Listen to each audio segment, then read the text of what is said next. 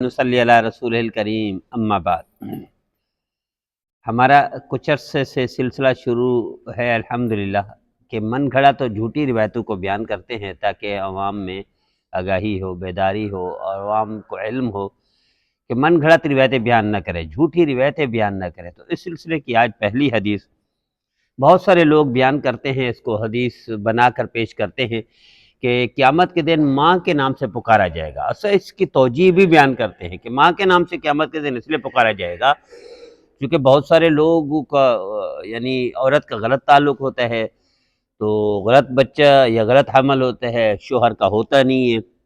یہ تو حرامزادے پیدا ہوتے ہیں۔ حرامی پن کو بچانے کے لیے اللہ قیامت کے دن پردے رکھیں گے، ماں کے نام سے پکاریں گے تاکہ باپ کا پتہ نہ چلے کہ باپ اصلی تو تھا نہیں، وہ تو 2 نمبر باپ تھا، تو زانی تھا۔ اس وجہ سے اللہ قیامت کے دن اس کو چھپا لیں گے اور ماں کے نام سے بولا جائے گا ہر بندے کو۔ من گھڑت روایت ہے، جھوٹی روایت ہے، کوئی حدیث نہیں، کوئی ثابت نہیں کہ قیامت کے دن ماں کے نام سے پکارا جائے گا۔ تو لوگ ویسے ڈرائیں کسی کو تو یہ اچھی بات ہے، زنا سے ڈرائیں، گناہ سے ڈرائیں، نافرمانی سے ڈرائیں، لیکن اس کو حدیث بنا کر پیش کر دینا یہ جہالت ہے، یہ لا علمی ہے، یہ دوری ہے اللہ سے، اللہ کے رسول سے، نافرمانی ہے اللہ کے رسول کی۔ تو اس لیے ہمارا یہ سلسلہ چل رہا ہے کہ من گھڑا تو جھوٹی روایتوں کو بیان کیا کریں گے ایک ایک کر کے انشاءاللہ العزیز۔ دوسری روایت احباب بیان کرتے ہیں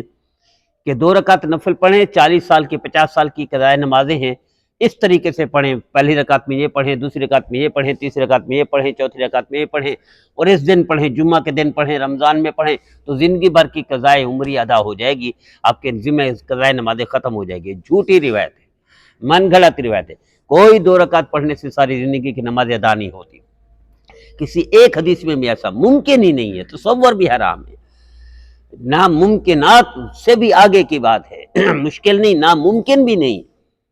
ناممکنات سے بھی آگے کوئی مشکل لفظ ہوتا ہے تو وہ ہوتا ہے، یہ جھوٹی روایت ہے، من گھڑت روایت ہے کہ صرف 2 رکعت نفل پڑھو 10 سال کی نمازیں ادا ہو جائیں گی، 2 رکعت نفل پڑھو 20 سال 30 سال 40 سال کی زندگی بھر کی نمازیں ادا ہو جائے گی، قضا عمری اسی کو کہتے ہیں۔ جھوٹی بات، جتنے سالوں کی نماز قضا ہوئی ہے اتنے سالوں کی نماز قضا عمری کرنی پڑے گی، پڑھنی پڑے گی، ادا کرنی پڑے گی، اس کے بغیر کوئی چارہ کار نہیں۔ ہاں اگر مر گیا تو اب نماز ادا نہیں ہو سکتی، اب اس کا فدیہ ہوگا، وہ فدیہ صدقۃ الفطر کے اعتبار سے ہر نماز کا فدیہ دینا پڑے گا، یا ہر نماز زندگی میں ادا کرنی پڑے گی یا ہر نماز کا فدیہ دینا پڑے گا، اس کے علاوہ دوسرا کوئی راستہ نہیں۔ جھوٹی روایت ہے، من گھڑت روایت ہے۔ اسی طرح احباب بیان کرتے ہیں اور ایک کتابوں میں بھی لکھا ہوا ہے اس حدیث کو، توبۃ النصوح، قرآن کا واقعہ ہے بھائی۔ توبۃ النصوح یہ ہے کہ ایک بادشاہ تھا، اس کی بیٹیوں کو دبانے کے لیے اور مالش کرنے کے لیے کوئی کسی عورت کی تلاش تھی جو خدمت بھی کرے، ان کو دبائے، مالش کرے وغیرہ وغیرہ۔ تو ایک لڑکا عورت بن کر آ گیا، اب وہ دباتا رہا اور وغیرہ وغیرہ جو کچھ کرنا تھا کرتا رہا۔ تو آخر میں ایک دن بادشاہ کی بیٹی کا ہار گم گیا، تو وہ تلاشی لینے کے لیے کھڑے ہوئے، ایک کی تلاشی، دوسرے کی، تیسرے کی، چوتھے کی، پانچویں کی، 100 کے بعد اسی کا نمبر تھا۔ اب اس نے کہا اللہ میں توبہ کرتا ہوں، اللہ میں توبہ کرتا ہوں، میں تو لڑکا ہوں اور میں بادشاہ کی لڑکیوں کو میں مالش کرتا رہا، میں ان کے ساتھ اٹھتا بیٹھتا رہا، ان کے ساتھ نہاتا رہا، ان کو نہلاتا رہا، ان کی مالش کرتا رہا، ان کو دباتا رہا، آج رات فاش ہو جائے گا تو بادشاہ سر قلم کر دے گا۔ تو جب آخر بندہ اس کو یہ نصوح کی بات پہنچی یہاں تک، اس سے پہلے ہار مل گیا، اس لیے توبۃ النصوح اسی کو کہتے ہیں۔ ابھی توبۃ النصوح اس کو نہیں کہتے، جھوٹی روایت ہے، من گھڑت روایت۔ توبۃ النصوح پکی توبہ، سچی توبہ کہ جس کے بغیر کوئی گناہ نہ ہو، اس کو کہتے ہیں توبۃ النصوح۔ باقی جھوٹی روایتیں، من گھڑت روایتیں، اللہ ہم سب کو نبی کریم صلی اللہ علیہ وسلم کی فرمانبرداری کی توفیق عطا فرمائے اور جھوٹی روایتیں بیان کرنے سے بچائے۔ اسی طرح حدیث بیان کی جاتی ہے کہ ایک نمازی نماز کے فوری بعد چلے جاتے تھے،